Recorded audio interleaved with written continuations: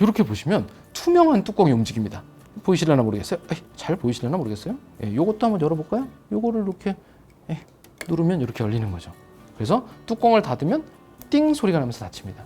요것도 뚜껑을 닫으면 띵 소리가 나면서 닫히는 거고요. 이게 이제 기본적으로 인터넷에서 광고하고 있는 자가 결찰 브라켓이라는 거죠. 원리는 그렇습니다. 누구한테 도움이 될까요?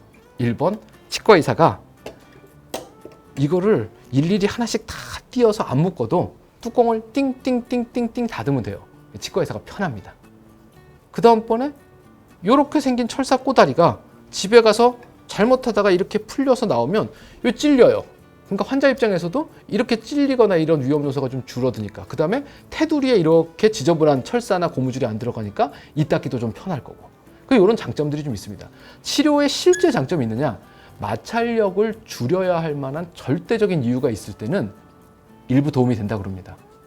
그러니까 이 장치가 모든 경우에 치료를 빠르게 만드는 장치는 절대 아니라는 거죠. 일부분의 경우에 있어서 효과가 나타나는 경우가 있습니다.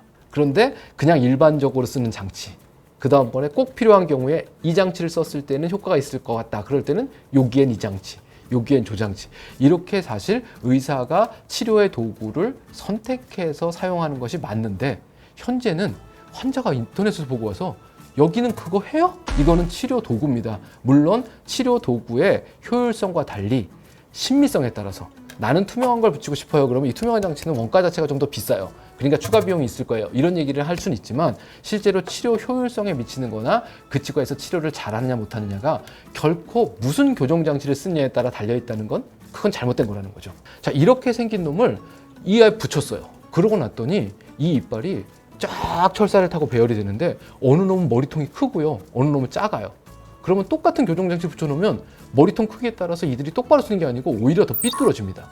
그러니까 교정장치는 어느 거는 더 크고 어느 거는 더 얇고 이렇게 종류마다 크기가 다 달라요. 그래서 너는 앞니용, 너는 아래 앞니용, 너는 어금니용. 그리고 우리 치과에서 쓰는 이 교정장치가 다른 치과에 쓰는 저 교정장치와 두께가 또 좀 달라요. 그러니까 장치가 하나 떨어졌는데 옆 치과 가서 그냥 붙여달라고 그럴까? 저희가 하기 싫은데? 그럼 안 됩니다. 왜냐하면 이렇게 붙여놓으면 이게 어느 장치인지 알 수가 없어요. 또 다른 거 하나는 일단 우리나라에서 교정장치를 다 붙이고 미국 가서 치료해야겠다. 그럼 미국 가면 미국에 그 장치가 없을 수도 있고요. 미국 의사가 봤을 때는 자기가 쓰는 장치가 아니면 다 떼어내고 새로 붙여야 됩니다. 그러니까 혹시라도 교정치료를 고민하고 계시면 한 자리에서 그래도 2, 3년 정도는 죽치고 앉아있을 계획이 있으신 분들이 치료하는 게 맞지, 다음 학기에 저는 미국에 유학 가요. 그럼 미국 가서 하셔야 돼요. 재질 얘기를 마지막으로 잠깐 드릴 건데, 제일 기본적으로 쓰는 재질은 이렇게 생긴 겁니다. 유식하게 얘기하면 스테인레스 스틸, 좀 무식하게 얘기하면 스댕으로 만든 장치가 있어요. 입안에 들어가는 모든 의료용 장치의 기본은 녹이 안 쓸어야 돼요. 녹이 안 쓴다는 얘기는 활성도가 없어야 됩니다. 들어갔는지 안 들어갔는지 아무 짓도 안 하고 가만히 있는 거, 불활성인 제품을 쓰는 게 가장 맞습니다. 어쨌건 간에 스테인리스 스틸은 입안에 들어가서 녹이 쓸지 않고 치아와 침과 인체 조직과 반응하지 않습니다. 근데 이거 말고 난 좀 투명하면 좋겠다. 그래서 이렇게 투명한 장치가 또 나옵니다. 얘는 뭘로 만들었느냐? 세라믹이죠. 세라믹은 유리인 거죠, 결국은. 불에다 구워서 만든 도자기입니다. 이 투명한 것도 두 종류가 있어요. 하나는 이렇게 맑고 투명한 깨끗한 장치가 있습니다. 그런데 얘는 맑고 투명하지 않죠. 얘는 좀 뿌연 흰색이 보입니다. 얘는 투명도가 떨어지는 거죠. 이 두 가지가 다 세라믹입니다. 그래서 내 친구는 정말로 반짝반짝하고 유리 같은 걸 붙였는데 왜 난 이런 걸 붙여줘요? 회사가 달라요. 또 다른 거는 이렇게 된 건 보기에 되게 좋죠. 그런데 이거를 단일 결정 구조라고 합니다. 그래서 이걸 누가 톡 쳐서 금이 가면 정말로 쫙 깨져요. 강도 면에 있어서 봤을 때는 깨지거나 할 가능성이 있는데, 얘는 똑같은 세라믹인데 약간의 불순물들이 들어가 있어요. 유리 중에 투명 유리와 간 유리의 차이라고 보시면 됩니다. 둘 다 똑같은 유리입니다. 이놈은 어느 정도의 충격을 받아도 깨지는 확률이 극히 낮습니다. 근데 우리 입안은 되게 열악한 환경이에요. 오돌뼈도 먹고 두부도 먹고 김치도 먹고 깍두기도 먹고. 그러면 치료하는 동안에 어느 쪽이 더 좋을까? 사실은 이쪽이 안전하기는 해요. 그래서 이렇게 생긴 약간의 뿌연 투명한 교정장치를 선호하시는 선생님들이 있고, 그 다음에 내가 치료하면서 환자한테 딱딱한 거 먹지 말라고 열심히 주의할 거고 난 이쁘게 생긴 걸 쓰고 싶다. 그래서 이렇게 완전히 투명한 장치를 선호하시는 선생님들이 있고, 두 가지가 똑같은 세라믹 재질이라는 거죠.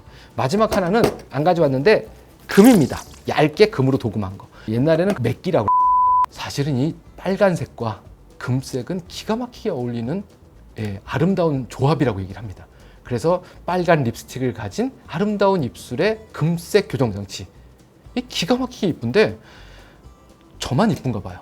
그래서 저도 금색 교정장치를 가지고 있으면서 환자분들한테 이게 기가 막히게 이쁘다 한번 붙여보자. 아직도 저 서랍 속에 많이 있습니다. 나머지는 위치에 따라서 장치를 안쪽에 붙이는 방법도 있습니다. 이렇게 바깥에 붙이는 게 아니고 하면 여기다 붙이는 거죠.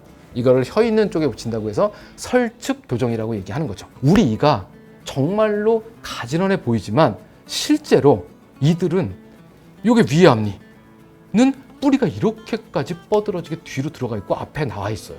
그리고 어금니들은 똑바로 서 있는 게 아니고 다 조금씩 그렇게 안쪽으로 기울어져 있어요.